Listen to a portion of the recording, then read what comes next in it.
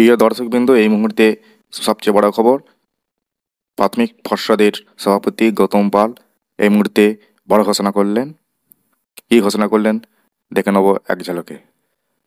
প্রাথমিক পর্ষদের ঘোষণা অনুযায়ী প্রথম থেকে পঞ্চম শ্রেণী পর্যন্ত হবে সেমেস্টার পদ্ধতিতে পরীক্ষা। জুন মাসে হবে প্রথম পরীক্ষা, প্রতি ক্লাসেই দুবার করে হবে পরীক্ষা।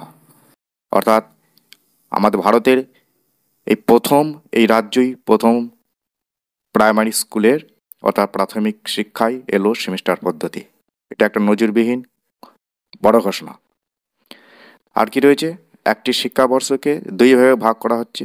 জানুয়ারি থেকে জুন মাস পর্যন্ত একটি ও জুলাই থেকে ডিসেম্বর পরবর্তী ভাগ একটি, অর্থাৎ দ্বিতীয় সেমিস্টারটা। মুখ্যমন্ত্রী মমতা বন্দ্যোপাধ্যায় এই প্রস্তাবে অনুমোদন দিয়েছেন বলে জানান গৌতম পাল।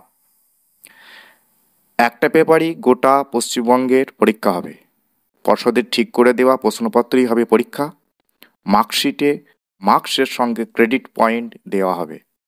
সর্বভারতীয় ক্ষেত্রে যখন প্রতিযোগিতায় যাবে তখন এই ক্রেডিট পয়েন্ট গ্রহণযোগ্যতা পাবে বলেও জানিয়েছে পর্ষদ। অর্থাৎ সারা দেশের প্রথম এই রাজ্যেই চালু হলো ক্রেডিট মূল্যায়ন, অর্থাৎ ক্রেডিট বেসড মূল্যায়ন প্রাথমিকে।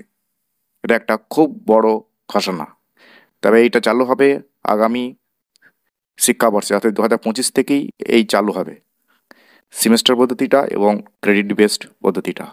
সঙ্গে রয়েছে সিলেবাসের আমূল পরিবর্তন, অর্থাৎ নতুন সিলেবাসও তৈরি হচ্ছে। পুরনো সিলেবাস অনুযায়ী 2025টা চালু হলেও, অর্থাৎ 2025টা পুরনো সিলেবাস অনুযায়ী মূল্যায়ন হবে।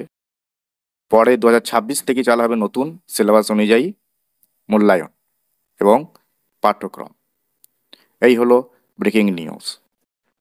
থ্যাংক ইউ, ধন্যবাদ। ভিডিওটা একটু ইনফরমেটিভ মনে হলে ভিডিওটাকে লাইক করবেন এবং আমাদের চ্যানেলের সঙ্গে জুড়ে থাকার জন্য চ্যানেলটাকে অবশ্যই সাবস্ক্রাইব রাখবেন।